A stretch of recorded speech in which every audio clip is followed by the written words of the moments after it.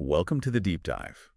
Today, we are tackling a subject that's, well, it's often deeply personal, emotionally fraught, and incredibly complex. hmm We're talking about navigating co-parenting after a separation. hmm And look, this isn't really a conversation about feelings per se. It's about structure. Exactly. Structure is key. We know the emotional weight is heavy, but our goal here is to pull out the most actionable, stability-focused guidance from our sources. Yeah. Really the blueprint you need to move past conflict and, prioritize the child. That structural foundation really is everything. You have to start by accepting a core principle here. Okay. Children need and deserve the love, care, and support of both their parents. Full stop. Right. So when the romantic relationship ends, you're not just ending that partnership. You're immediately tasked with shifting that, let's say, failed romantic relationship into a successful, durable parenting relationship. That distinction is so important, a parenting relationship. So our mission in this dive is to focus on the practical mechanics of making that shift. We're exploring the strategies, the boundaries you need, specific communication tools, and really importantly, the data showing the benefits of a structured approach, especially when things get, high conflict. Definitely. We're looking for efficiency here, not necessarily friendship. Let's start with that foundational shift then. Yeah. Co-parenting at its core is about two people working together as a kind of logistical team to raise their kids, even though they live apart. It really requires setting anger and history aside. Which sounds easier said than done. Oh, absolutely. And the sources emphasize this isn't an innate skill. It's something many people have to learn, often through classes or professional interventions, to learn how to compartmentalize and just function effectively together for the kids. We often hear this advice to adopt a business-like manner, but that can sound pretty cold, can't it? It can sound cold, yeah. For a lot of listeners, separating that personal history from the day-to-day logistics probably feels almost impossible. What's the psychological trick? Well, the trick is realizing the business approach isn't about being cold. It's actually a strategy for conserving your emotional energy. Ah, You're basically told to treat your co-parent like a coworker you might not even like very much, right. someone you only interact with to achieve a mutual goal, in this case, the child's well-being. The objective is to strip the communication down, get straight to the facts about the child, and protect your own energy. It's strategic efficiency, really. Okay, strategic efficiency. I like that. But if the dynamic is so toxic, why not just cut off contact? If minimizing drama is the goal, wouldn't silence be easier? But you see, you can't just choose silence. That's the rub. You have to keep communicating. And there are several key reasons, all rooted in the child's stability. Okay, like what? First, the children need both parents actively involved. That requires communication. Next. Second, they need to see respectful dialogue modeled, even if it's minimal and very structured. They pick up on everything. Sure. And third, critically, regular communication helps you verify information. Kids, they report things, sometimes inaccurately or based on their own anxiety about what's happening in the other house. Right, they might misunderstand or misinterpret things. Exactly. Talking helps you both figure out the truth and stops that cycle of sort of triangulation where the child is put in the middle. That makes a lot of sense. Okay, let's get tactical then. Our sources talk about two main approaches, two styles for structuring this new relationship. Yes. The ideal, and maybe often aspirational, is what's called cooperative co-parenting. Cooperative. Yeah, this involves high collaboration, open communication, shared decision-making, flexibility, Mhm. like being able to switch weekends easily if something comes up. It really requires a good amount of trust and mutual goodwill, which isn't always there initially. Right. Let's be realistic. Where do most people start, especially after a really bitter split or, where one person is just consistently high conflict? Yeah, the immediate and often necessary default in those situations is parallel parenting. Parallel parenting, okay. Absolutely. Parallel parenting is defined by minimal direct interaction. You are essentially each parenting in your own separate lane during your time. Separate lanes? Separate routines, separate rules in each home.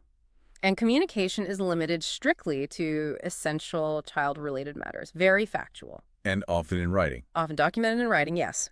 This style is intentionally designed to reduce the child's exposure to arguments.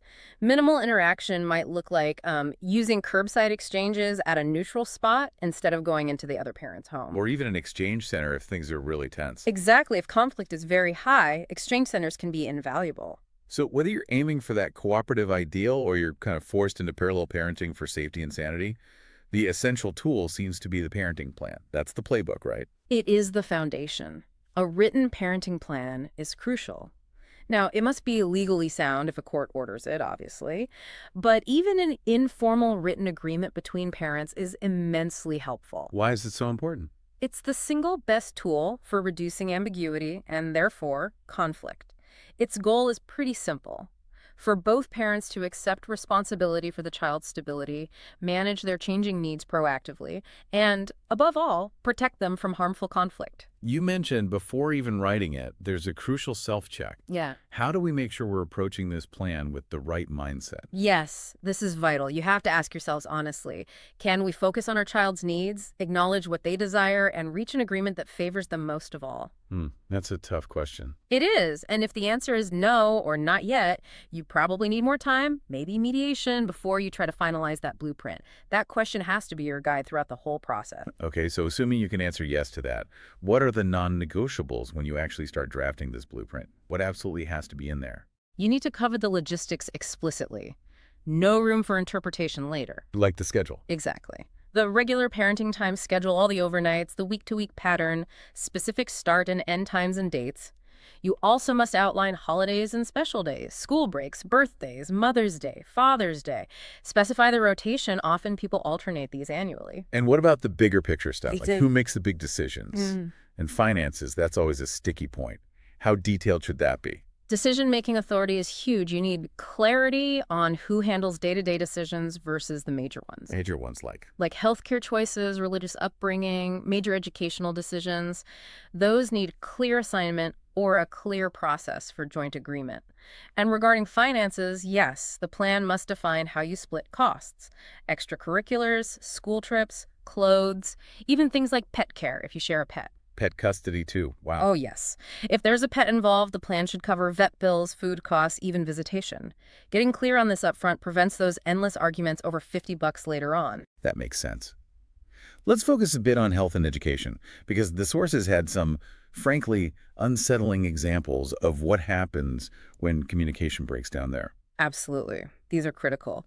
In health, continuity of care is paramount.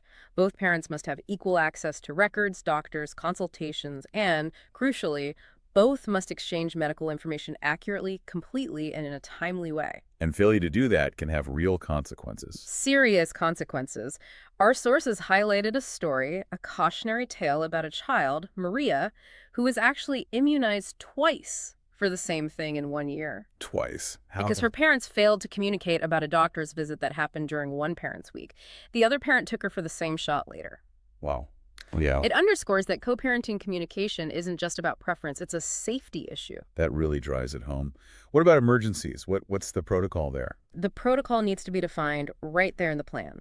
The parent dealing with the crisis must notify the other parent within a set time frame, often something like 1 or 2 hours, and share insurance info, hospital details immediately, no delay. And long-term care, like second opinions. Same principle.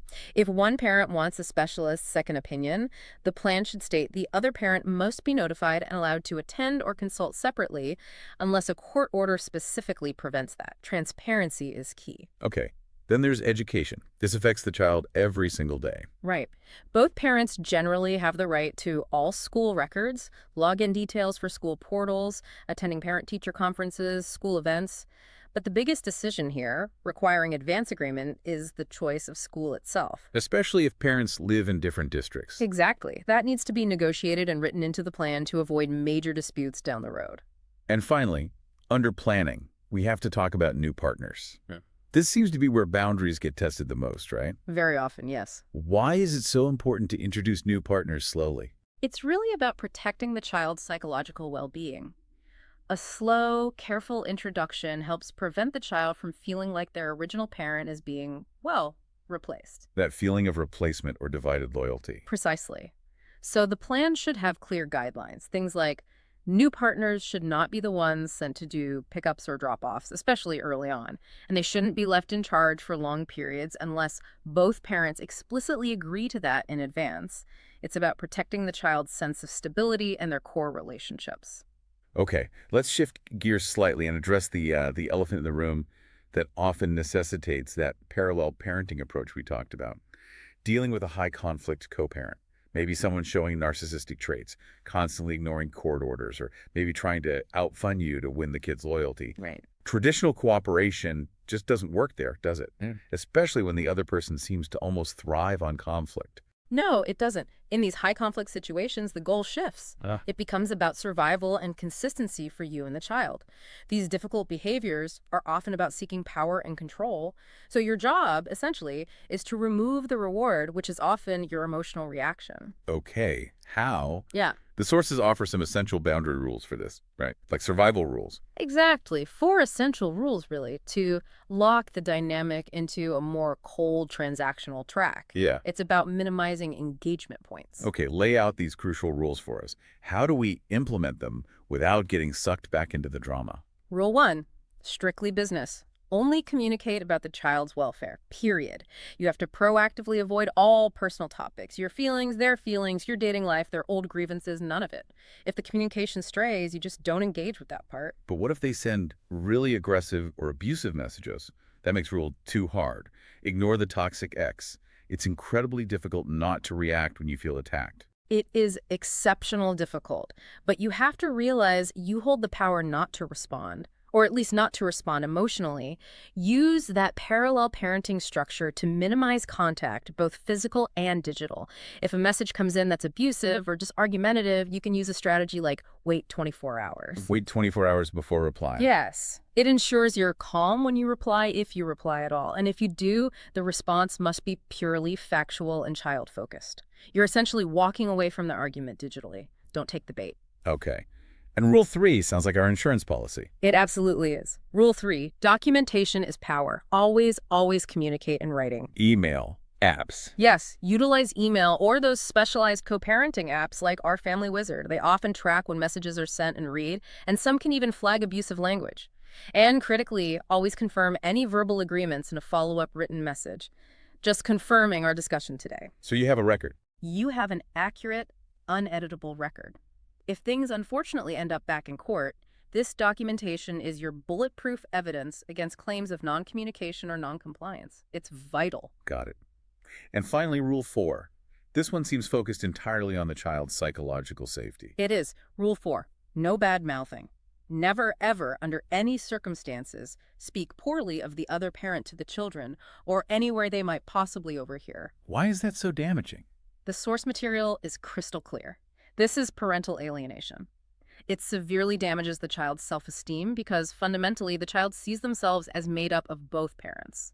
Attacking one parent feels like an attack on part of themselves. That's powerful and part of this rule. Also, ensure free child-parent communication. Allow the child open contact with their other parent, phone, text, whatever is age appropriate.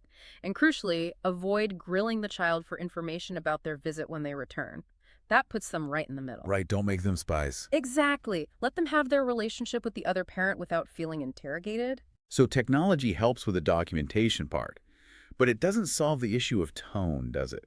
Whether it's email or an app, the sources recommend one kind of overarching communication tool. Yes. Regardless of the medium, all communication written and spoken must use, as one source put it, the tool spelled RESPECT. RESPECT. Okay, it means eliminating name-calling, abusive language, accusations, sarcasm, profanity. Just cut it all out. A good way to check yourself. A great metric is to write and speak as if a judge or a guardian ad litem is going to read or hear your words in the next 5 minutes. That mental check usually cleans up communication dramatically. That's a very practical tip. Well, Okay, as we move into our final section, let's bring it back to the person at the absolute heart of all this strategy, the child.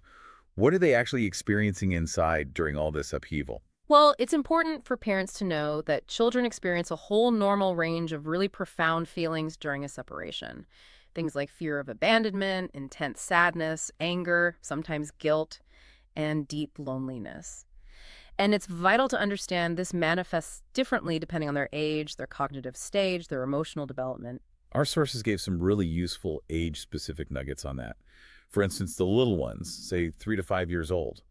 Why do they often feel responsible for the split? It's fascinating, isn't it? It's because kids that age are naturally egocentric. They believe they're the center of the universe. That's just part of their cognitive development. So if something bad happens. They make it must be their fault. Mommy and daddy are fighting because I didn't eat my vegetables. Things like that. Wow, so parents need to. Constantly, consistently stress, this is not your fault, this is a grown-up problem, and maintain maximum consistency in their routines, bedtime, meals, preschool. That consistency is their anchor. Okay. Moving up a bit, what about the elementary school years? Say 5 to 10? Yeah. Kids aged 5 to 10 might actively try to reunite their parents. They can become little mediators, or maybe secret keepers, trying to manage the situation. Or they might act out. Or they might act out with intense anger, maybe at school or at home. They really need stability, especially keeping things consistent with school and their activities. That provides a refuge from the chaos they might feel at home. And the older kids, the preteens, maybe 10 to 12? That age group, 10 to 12, they start seeing things more in black and white. They can sometimes try to align with one parent against the other. That's where the risk of alienation really comes in. Exactly. They need constant, explicit encouragement to maintain a loving relationship with both parents, even if those parents clearly don't get along with each other. It's okay to love mom. It's okay to love dad. This all sounds like a tremendous amount of emotional and logistical work for parents who are already going through so much. It is. It's undeniably hard work. But the final section of our source material actually offers some really encouraging data, proof that adopting this kind of structured approach pays off. The systematic reviews of intervention programs like co-parenting classes show verifiable results. They really do. These aren't just feel-good programs. They're psychoeducational. They effectively teach parents the necessary skills we've been talking about. Skills like Emotional regulation, better communication, that bi-directional communication, and structured joint decision-making. And the key is, we're not just guessing this works, we can actually measure the positive outcomes. Okay, so what are those measurable benefits? What does the data show? The observed effects are quite strong and often seen in longitudinal studies, meaning over time. These programs lead to tangible improvements in co-parenting support and perceived closeness between the co-parents. Even if they don't like each other, they function better. Less conflict. Definitely a clear reduction in arguments reported and significantly less harsh parenting behaviors overall. That's a huge win for the kids. And do these benefits reach the children directly? Yes, absolutely. They spill over. Studies show improvements in the children's social competence, better self-regulation, Better self-regulation, like better sleep habits, which was documented, and interestingly, higher self-efficacy for the parents themselves. They feel more capable of managing the whole situation. better sleep from structure. That is, as you said, a huge return on investment right there. It really is. So the core takeaway seems pretty clear then. Successful co-parenting, especially when things are difficult, it's really about strategically applying structure, maintaining those professional boundaries, and prioritizing the child's well-being above all the emotional history. That's it. It's about strategic efficiency, like we said. It's not necessarily about becoming friends again. Efficiency, not friendship. Got it. Yeah. And one final but necessary reminder on stability and safety. If you find yourself in a situation where the other parent is maybe arbitrarily blocking your agreed-upon parenting time, Which happens. it does happen. Diligence is crucial. Keep meticulous documentation, journal dates, times, what happened. If possible, bring an unbiased witness to pickups or drop-offs. This is essential evidence if legal steps become necessary. And always, safety is the absolute priority. If there are any genuine concerns about abuse or neglect, don't hesitate. Consult the appropriate resources immediately. Absolutely. Okay, to leave you, our listener, with one final provocative thought. This comes from the research on those intervention programs we just discussed. The systematic reviews suggest that when strong, cooperative, co-parenting relationships are established, they can actually buffer the negative impacts of things like maternal stress, depression, and anxiety on newborn outcomes. That's right. Things like birth weight and even the length of a hospital stay. Think about that.